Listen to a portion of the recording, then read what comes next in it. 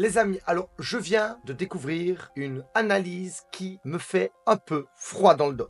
On commence à voir beaucoup de news comme de quoi on pourrait réellement rentrer en bear market. Alors aujourd'hui les amis, si vous holdez la moindre crypto-monnaie, je vous invite à rester très concentré. Je suis allé faire un petit tour sur internet, sur les analyses graphiques et j'ai pu constater une chose. On est sur un point extrêmement critique. C'est-à-dire que si on garde ce niveau et qu'on repart en croissance, on aura vraiment cette phase de mania avec les altcoins tant attendus. En revanche, si on perd ce point clé, on risque réellement de rentrer en bear market. Les amis, ce n'est pas une blague, ce n'est pas du FUD. Je vous invite à rester vraiment concentré. On va aller observer tout ça ensemble.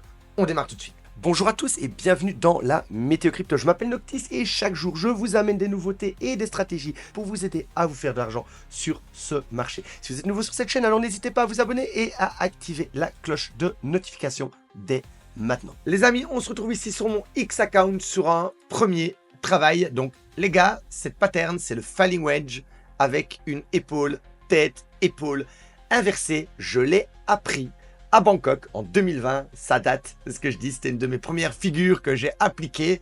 Et alors, c'est là que ça va un petit peu glacer dans le dos. Donc, de fait, on voit des belles baguettes chinoises avec le TP1, le TP2, le TP1, le TP2 parfaitement liés. On aurait fait la première épaule, on viendrait de creuser la tête ici et on serait dans le meilleur des mondes en train de réaliser la dernière épaule. Et mes amis, ça reste, je vous rassure, mon scénario principal.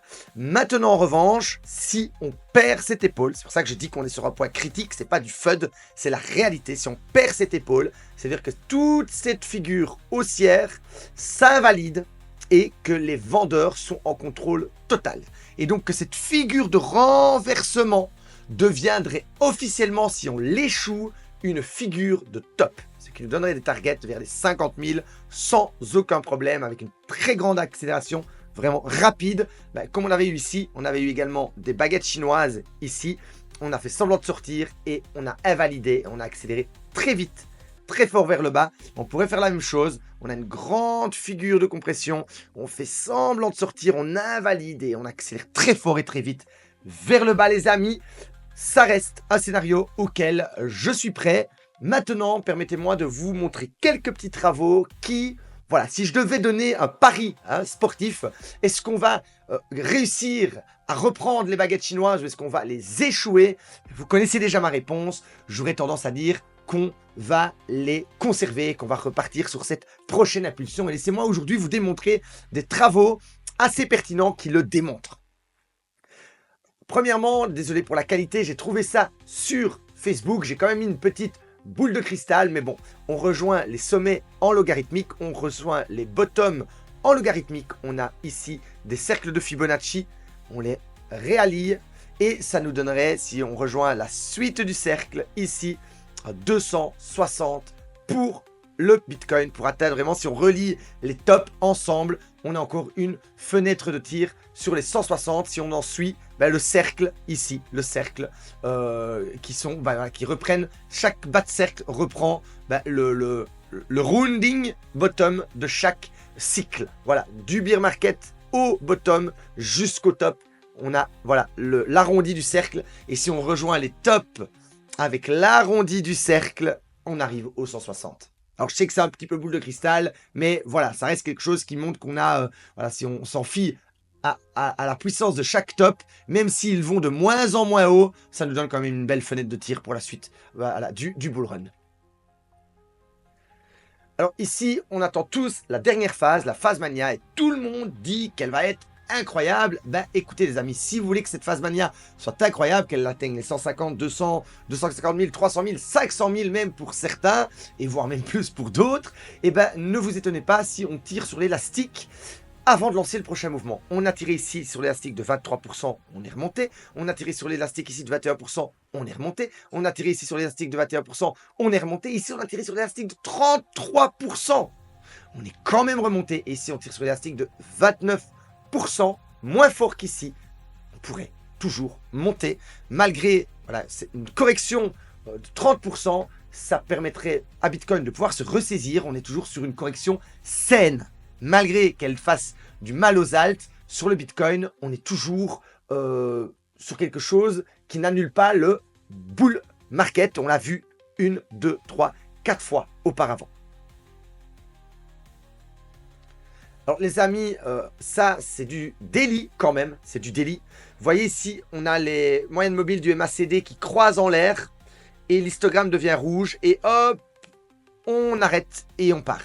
Et ici les amis, on vient d'avoir, alors que les moyennes mobiles sont en bas, ok, et croisent une fois, deux fois, elles font un petit W, on vient d'avoir l'histogramme qui passe au vert. Donc on pourrait avoir la force nécessaire pour peut-être faire la dernière petite épaule comme on l'a vu et avoir la force nécessaire pour démarrer. Alors vous allez me dire, mais oui, ici regarde, l'histogramme a quand même démarré en vert et on a quand même eu ça par après. Oui, c'est vrai, mais déjà les moyennes mobiles n'étaient pas en dessous, elles étaient au milieu, les moyennes mobiles, elles ont croisé et regardez qu'on a eu le vert ici, ça a quand même donné 1, 2, 3, 4, 5, ça a donné une grosse semaine d'impulsion. Donc, on pourrait avoir cette grosse semaine d'impulsion qui arrive. Et là, ce serait la très bonne nouvelle. Si on a cette grosse semaine d'impulsion qui arrive, on validerait l'épaule ici qu'on a parlé au début. On aurait, grâce au MACD, assez de force pour sortir ici. Et là, repartir, prendre le TP1, le TP2 et donc découvrir des nouveaux sommets. Alors, je terminerai avec un indicateur de top et de bottom sur le prix de l'Ethereum. Quand on est ici en vert, regardez ici 1, et on est même encore en dessous, on repart en bull run. Ici, on retape sur le RSI, on retape le bas, c'est une zone optimale. Ici, par contre, on est dans le rouge avec l'indicateur qui est au top. Ici, hop, on crash. Ici, pareil, on est au bottom, on est dans le vert, on touche la barre, on repart, et ici, on vient, les gars, de retourner dans le nuage, dans le bandeau vert, avec le RSI qui est sur ses plus bas. Les amis, ce sont des signaux d'achat, ce ne sont pas des signaux de top. Et en plus de ça, n'oubliez pas qu'il y a 3 jours, j'ai posté ceci.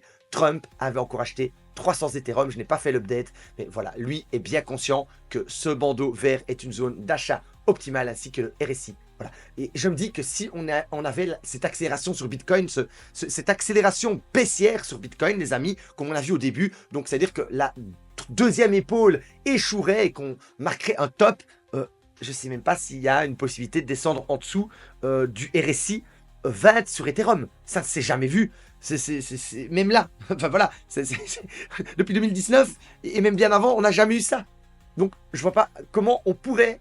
Voilà, après le 20, il n'y a plus rien, c'est la mort, c'est le néant, c'est pas possible, c'est la faillite du coin, voilà, c'est tout ce que j'ai à dire. Donc les amis, j'y pense pas du tout, mais je reste ouvert à toutes les possibilités. On n'est jamais à l'abri d'une vraie récession, d'une vraie guerre, mais pour moi, je pense que ce sont que du FUD, c'est du bruit, et pour moi, c'est irrationnel. Mais je reste ouvert et prudent, mais pour moi, voilà, si je devais, comme je l'ai dit au début de cette vidéo, donner un petit pari sportif, je donnerais un pari sur le fait qu'on va reprendre la tendance relativement rapidement. Les amis, j'espère que vous avez apprécié cette vidéo. N'hésitez pas à me poser toutes vos questions dans les commentaires. Et moi, je vous dis à demain pour une nouvelle météo.